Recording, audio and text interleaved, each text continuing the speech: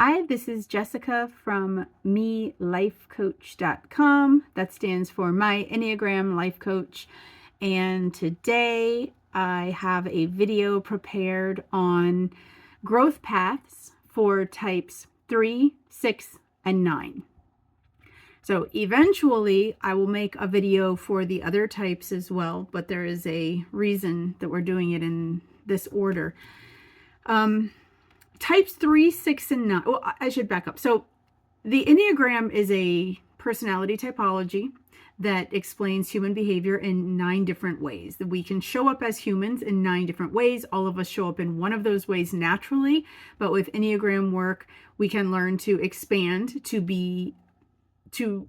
maybe complement the skill set that we have at our own number, but to learn how to operate outside of that as well, so that we can be more complex and therefore deal with life's challenges with more than one set of options. So in other words, if I have certain skills with my type and they're not serving me in the current life situation that I'm in, I can learn to expand myself to learn about other types and how they might address this situation, and it could maybe be a more profitable outcome for me.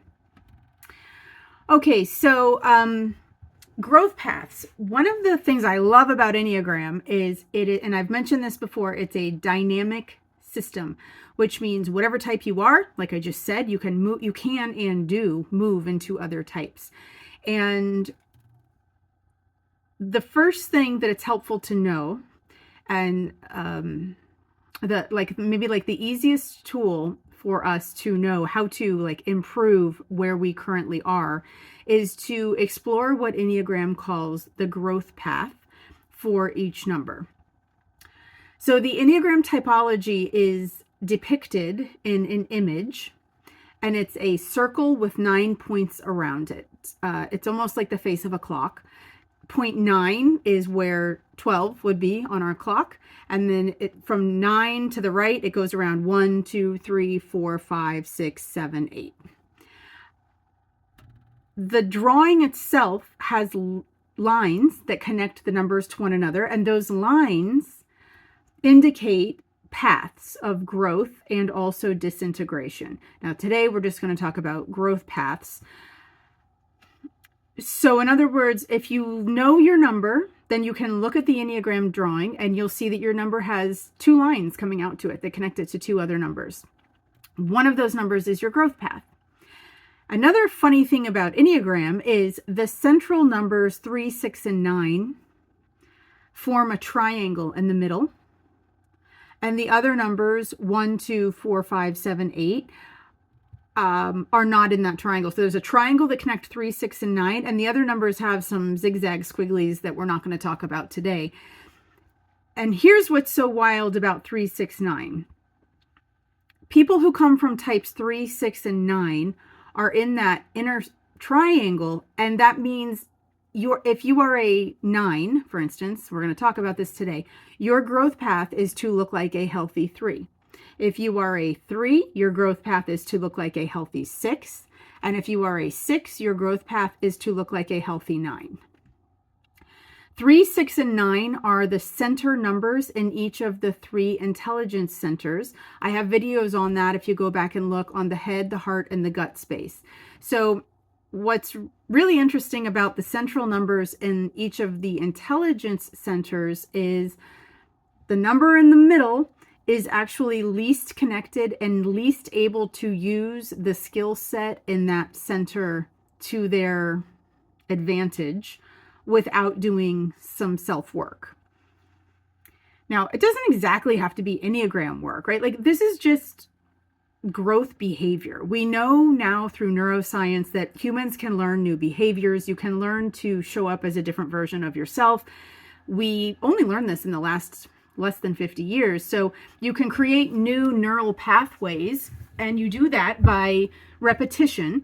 And the way our personalities are formed is, since we were little, we've been following certain paths of behaviors. If this, then that. If this, then that.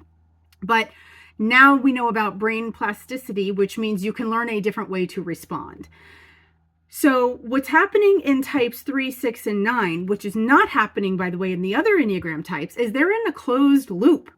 And one of the effects that has in the real world is those types of people, 3s and 6s and 9s, can really understand each other really well. Because if you're a 6, and you're friends with a 3, well, the two of you have the same growth and disintegration paths, like you're all intertwined. And I would say also, I've noticed because of that, those types tend to not only be friends, but they tend to marry each other a lot. And they see the world in similar ways. That's ultimately what I'm getting at. They have their lenses. If within that triad of 3, 6, and 9, they have basically 3 ways of seeing the world, and they're all the same 3 ways. So those types of people can really connect and understand each other on deep levels. Also, there is something in Enneagram called attachment types. I know there's something called that in psychology as well. Get that out of your mind. It has nothing to do with that. Attachment types in Enneagram functions a little bit differently, but what it basically, long story short, attachment types in Enneagram has more to do with how childhood relational dynamics and experiences affected the way we show up in relationships as an adult. And what that means in Enneagram is, just by chance, and that's why I'm talking about it today, these 3 types, 3, 6, and 9, their understanding of themselves or their self-image comes in large part, and if they're not healthy, maybe even entirely, through how they assume that people close to them see them. So if you are that type, you're like, yeah, what else is there to do? If you're a 3, 6, or 9, you're probably like, well, yeah, of course, that's how everybody thinks of themselves. That's not how everyone thinks of themselves. So some people have a self-construct that is unrelated to their relationships or how they see the world around them. They have a strong sense of self, we could say, and they are who they are no matter who they're around, no matter who likes who they are, no matter who doesn't like it. They just show up in a certain way that has benefits and it has blind spots. And the same thing happens with 3, 6, and 9.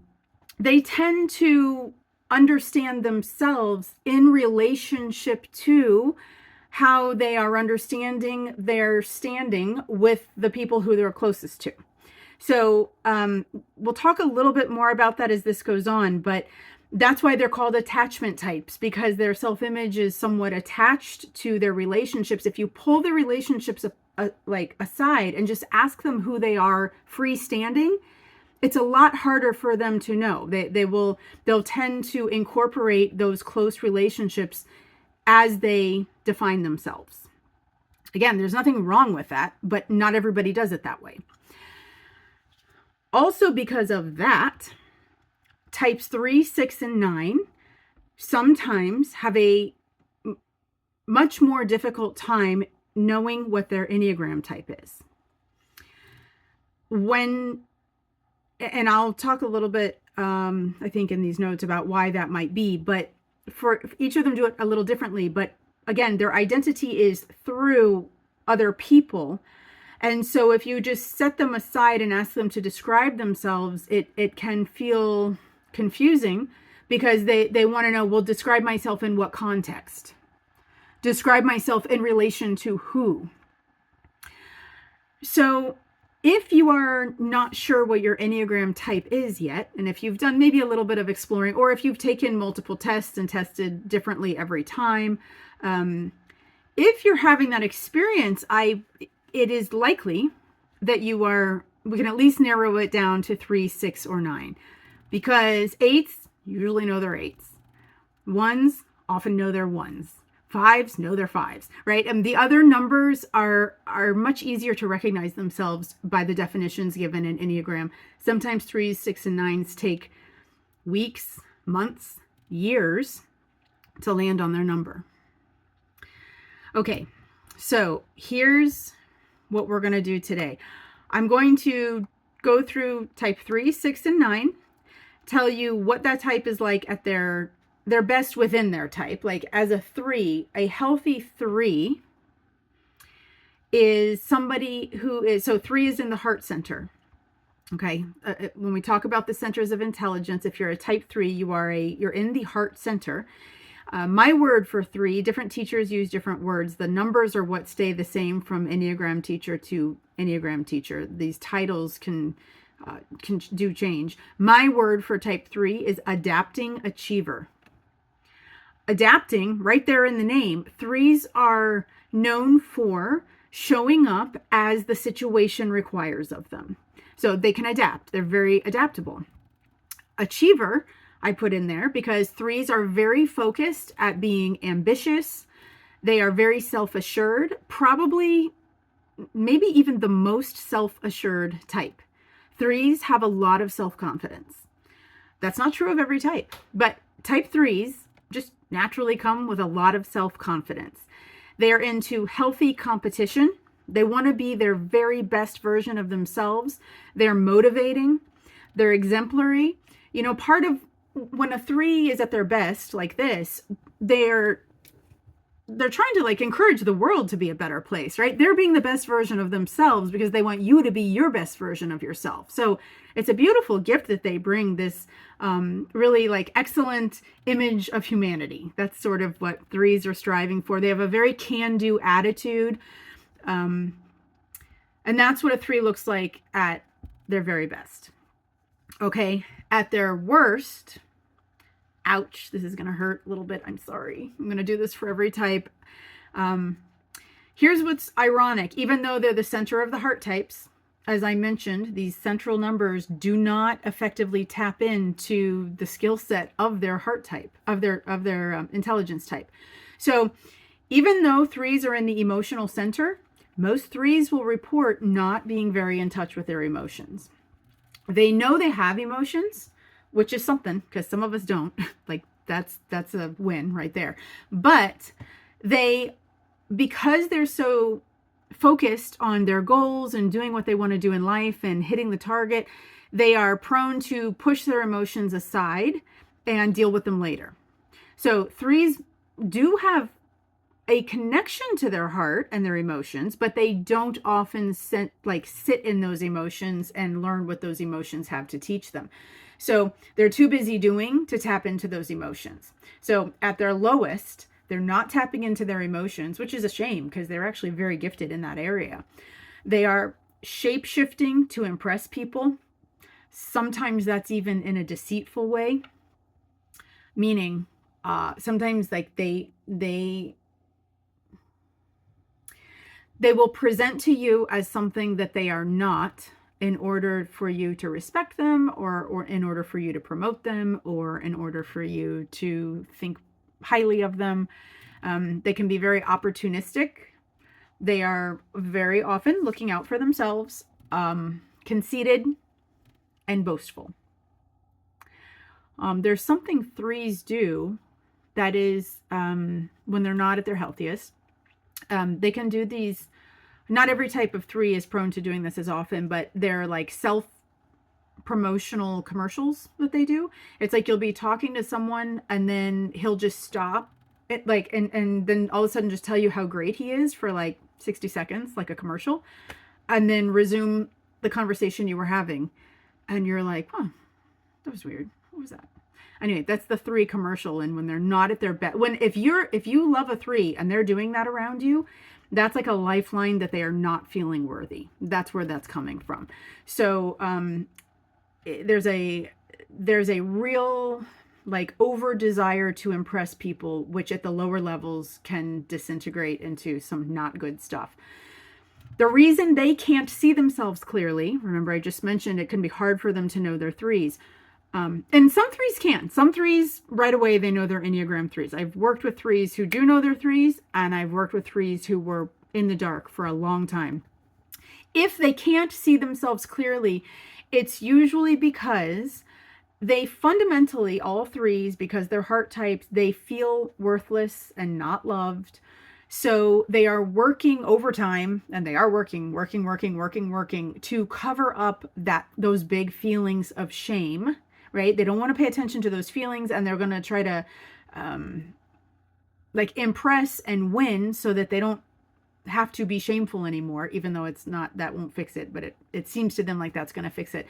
And they're so identified with that image that they're portraying that they don't really know who they truly are deep down.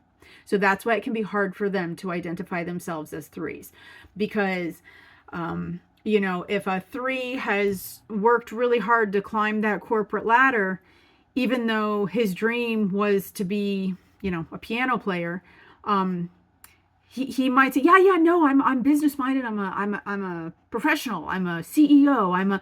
And he's focused on that image so much that in time he actually forgets that, no, man, you wanted to be you wanted to be a jazz player. What happened here? How did you end up? So they basically are not wanting to look at themselves because they're trying to convince themselves that they are that shiny, polished image. Okay, so growth paths. That's what this whole session is on. What happens when a three wants to learn to grow? Well, and here's I also want to say this. Whenever anybody hears their growth path for the first time, they want to throw up in their mouth a little. So we know we've got your number. If when I tell you the growth path, you say, okay, hold up, Enneagram coach. I am not that. I have never been that. Actually, I have no desire to be that. That is not me at all. And I will never be that person. And then, by the way, that's what I did when I learned my growth type. I was like, absolutely not. That is not anything I'm even interested in. Thanks, Enneagram. No thanks. And I am happy to report many moons later that actually Enneagram was correct. And my growth path has unlocked parts of me that I guess I kind of did know they were there, but I didn't know how to engage them. And with practice, I have a whole different come from because I learned a growth path that was really, prior to that, it was mostly unfamiliar to me.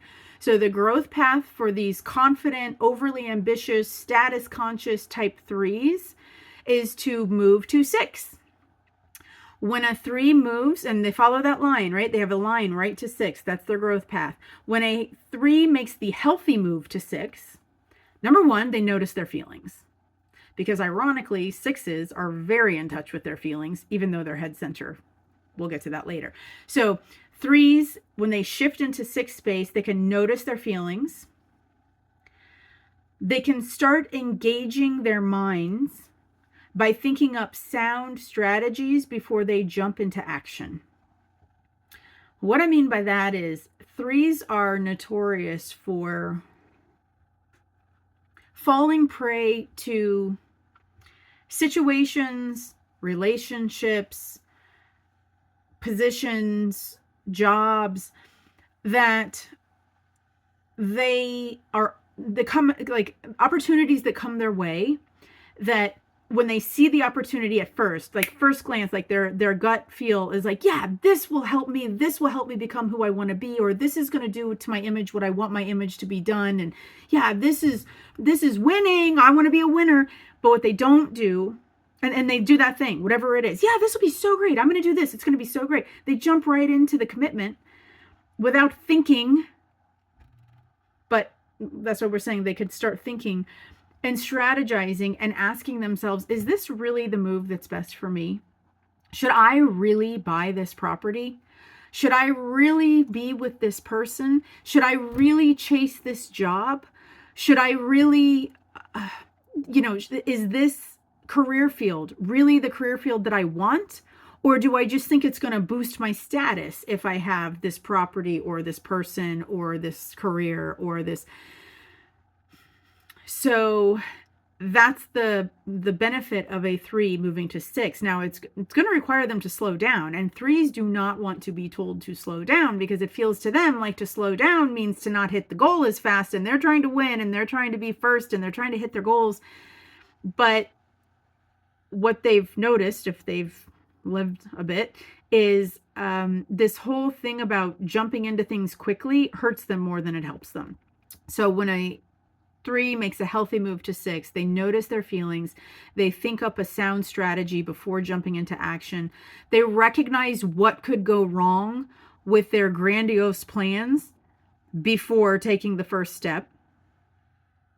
Because sixes, again, we haven't got to six yet, but sixes think of all the things that can go wrong. Like sixes are really great at brainstorming every catastrophe that could happen in the next 2 minutes.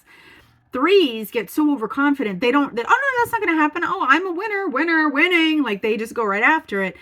So if they would go to their six, they could say, maybe I should get this extra education before I try to take this job, or maybe before I move to this area, I should ask myself what the opportunities are there, and if that's really something I want to do, or if it's just that I want to live in that high-end neighborhood, or maybe before I marry this person, just because of the degrees after their name, I should ask, am I really in love with this person, or am I in love with marrying a doctor?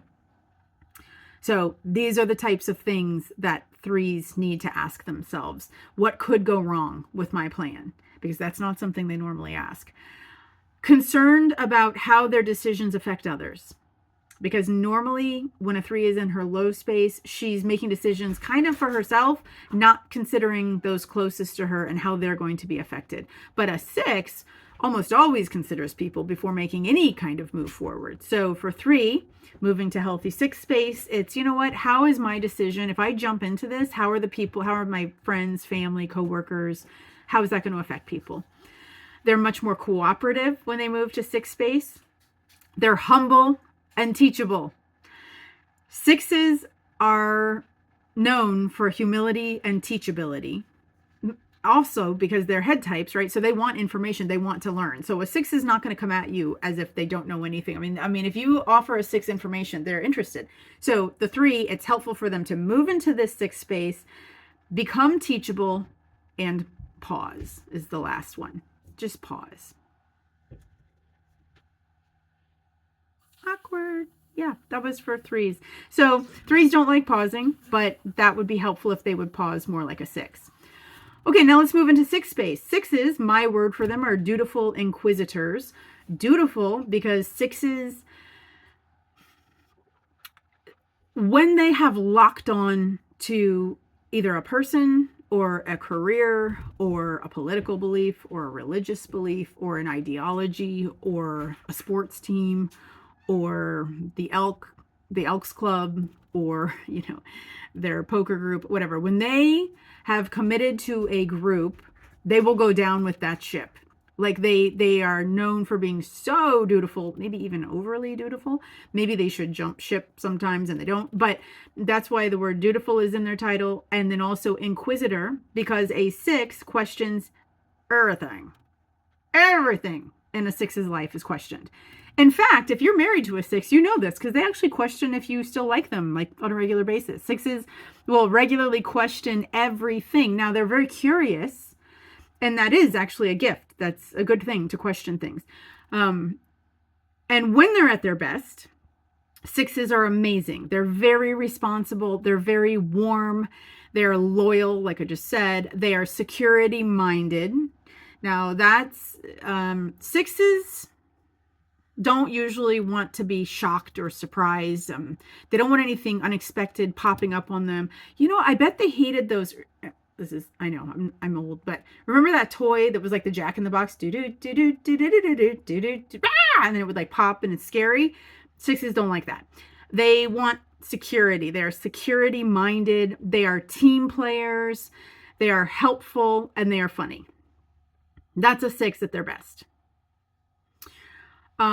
At their lowest, let's talk about this now. They're the center of the head types, center of the thinking types. However, sixes don't usually involve their actual thinking minds.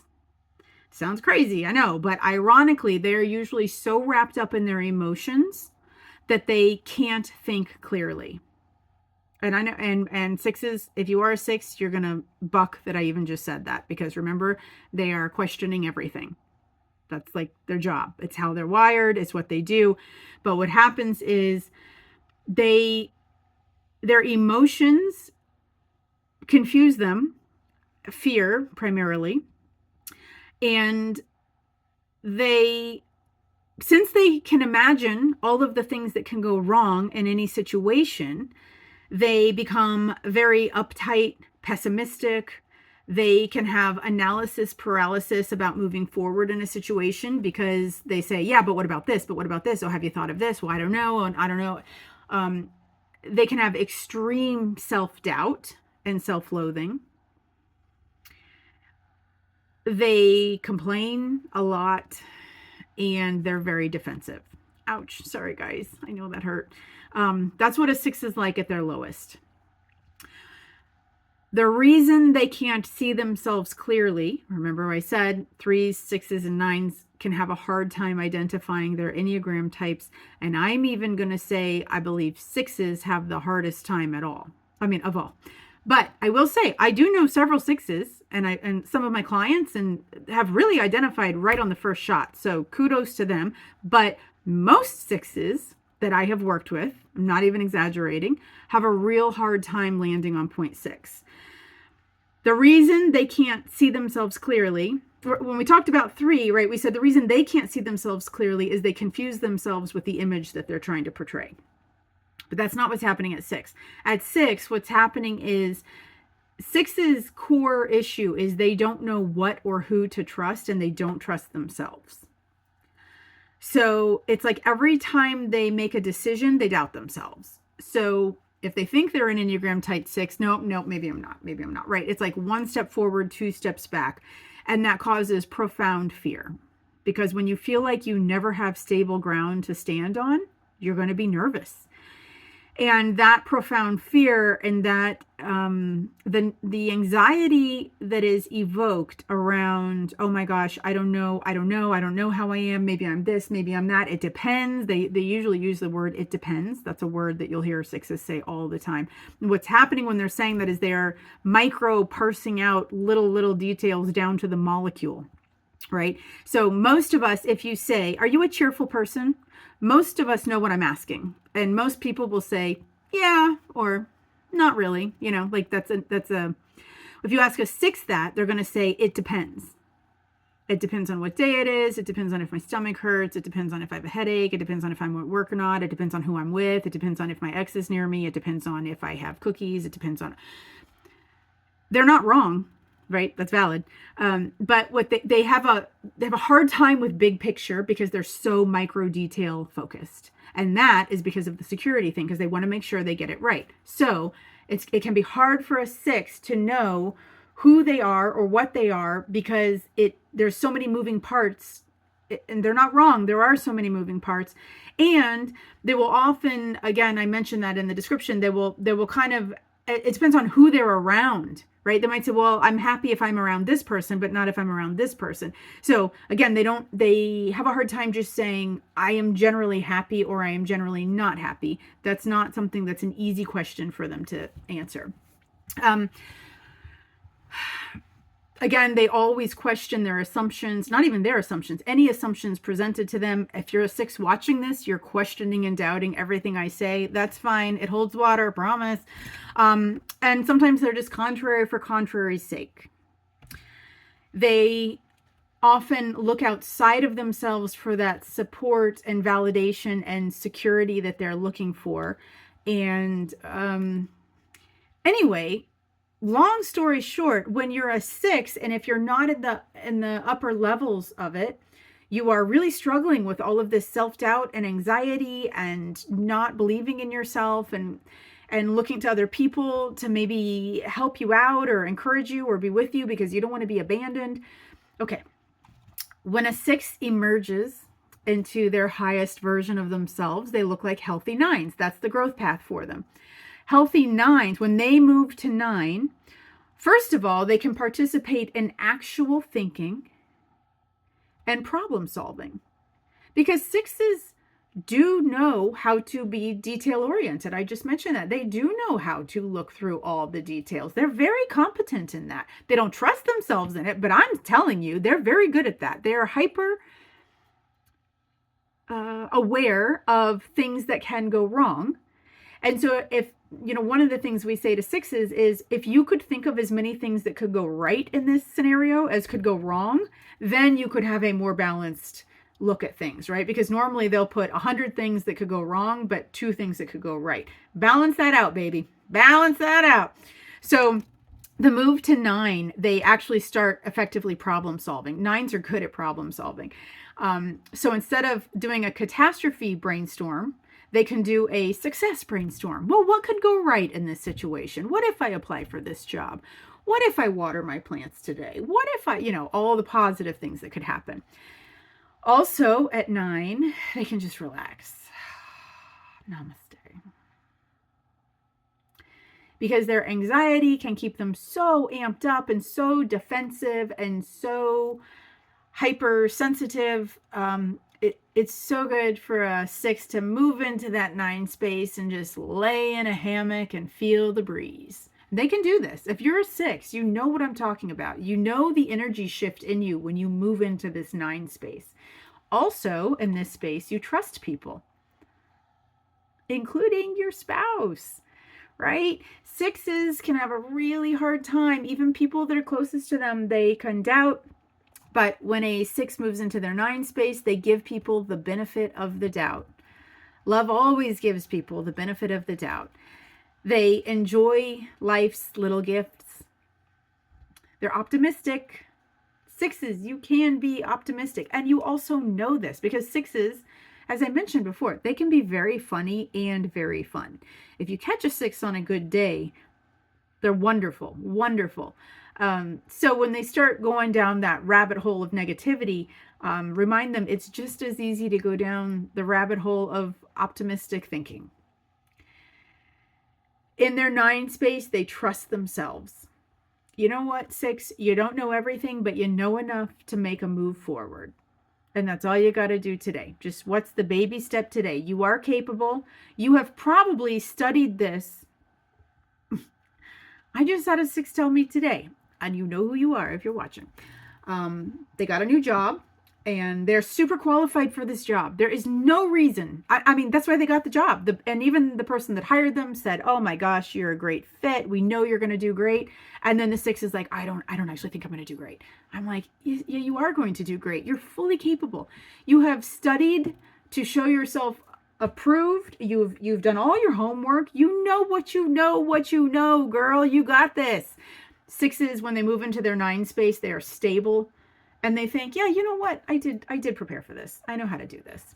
They trust their capabilities, their heart, their intuition, and all the knowledge that they have collected. Okay, now let's move into point 9. 9s, my word for them is harmonious mediator. Some people call them peacemakers. I think some people, peacemaker is the most common name that other teachers will use. Harmonious here because 9s are in the body center, and 9s are very conflict avoidant, and they're looking for peace and harmony, but they're looking for also peace and harmony, energy vibes, in their life. It's not just that they don't want people fighting in the room, although they certainly don't want people fighting, but they don't want to flying around their head, right? Oh, that's so disruptive. They don't want to hear their neighbor's radio with angry talk radio on, right? They're very sensitive to any kind of disharmony in their force field. So because of that, at their best, man, they're like peacemakers in the best way. I mean, they are looking to bring more peace to the world. So they're very receptive. They will listen to your come from. They do give people the benefit of the doubt most of the time. They're very reassuring and supportive. Real soft place to land, 9s are. They are optimistic, almost always looking at the bright side. They are trusting. They are immovable. Immovable, for better or for worse. But here, I mean, when they come into themselves and when they know who they are and what they stand for, they're actually quite regal and amazing on how they hold that down. And a lot of times it's for the better of everyone. I mean, 9s are usually kind of not just thinking for themselves. One very small example of this, my mom is a type 9 and I am not. And when I was a little kid, and I wanted to have a birthday party, I went to a very small school, and we had like, I don't know, probably like 8 girls in our class. Only 8 girls, very small. And there were times where I wanted to have a birthday party and only invite certain girls. And my mom, being the sweet, harmonious mediator that she is, very kindly informed me that I could not have a birthday party and select who could and couldn't come. That the loving thing to do would be to invite all of the girls at to the birthday party. And when I was little, I didn't love that idea because I was a little brat, clearly. But now I still know some of those girls, and how stupid I was. I mean, I would have missed out on these amazing people and amazing friends if I would have stayed in the little bubble of people that I knew. So that's an example of a 9 being immovable, right? She wouldn't let me have, if I wanted to have a birthday party, that's the circumstance I had to have it under. Very profound, able to see all sides.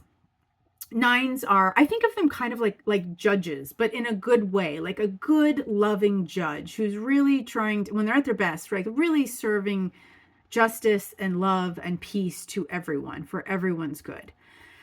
At their lowest, ironically, just like the other 2 types, even though they're body types, at their lowest, they get so overwhelmed with negative vibes and negative energy in the world. And they really feel that, and it like takes the life out of them, and they just can't take action. They just turn into sloths, very complacent, conflict avoidant, but here meaning like even when conflict is necessary, because sometimes conflict is necessary. Stubborn, checked out, false yeses. They'll make promises. You ask them, hey, can you do this for me? Yeah, I'll do that. They have no intention of doing it. And then come Saturday, you're like, oh, weren't you going to? They're like, oh, I forgot.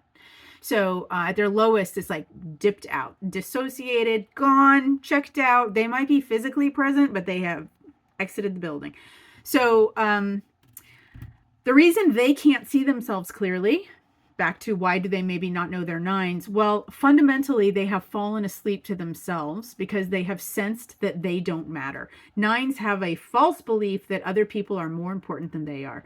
And so they become angry and resentful, as any of us would if we felt unimportant and neglected and overlooked and not included.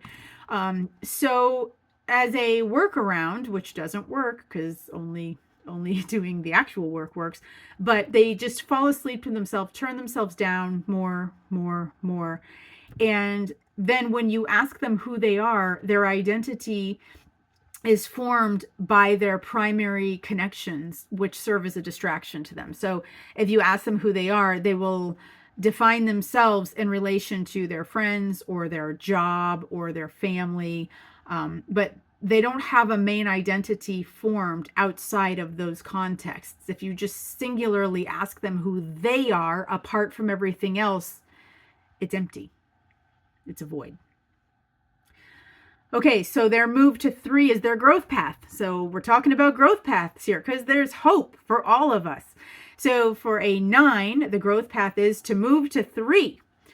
So that means waking up with big bodily energy like a 3 does. So get up and start moving into right action for self-development. I know all the 9s are booing me right now because, right, this is the thing. It's like the last thing you're going to want to do is the way through this. Prioritizing what you need to do for yourself first, not for your neighbor, not for your friend, not for your mom, not for your dog, not for your boss, no, for you. For you, prioritizing what you need to do for you, right? We're going into 3 space. You do you and go after that target tenaciously and with huge vitality and big energy. Appreciate your skills, and you know you are important. So remember that you're important. Present a polished, neat, sharp image rather than wearing your pajamas, right? 9 sometimes can neglect all things self, including how they look, how they show up. So it's like, make yourself look good. Like my best friend's mom said, put on some earrings. Just spruce yourself up a little. You deserve it. Self-promote with tact and poise. just like a 3. Confidently move forward with your initiatives. Put your best self out there for the betterment of the world.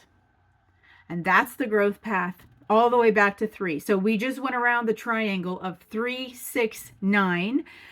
Those are the centers of each of the Enneagram types. We talked about growth moves for each of those types. We talked about what they are in their own space as their best. And then we talked about how they can even transcend that to become even more complexified versions of themselves with their growth points. Okay, my friend who's into this internet stuff says I should ask you, if you like this video, please like and subscribe. And I'll see you on the next video. Thanks for watching.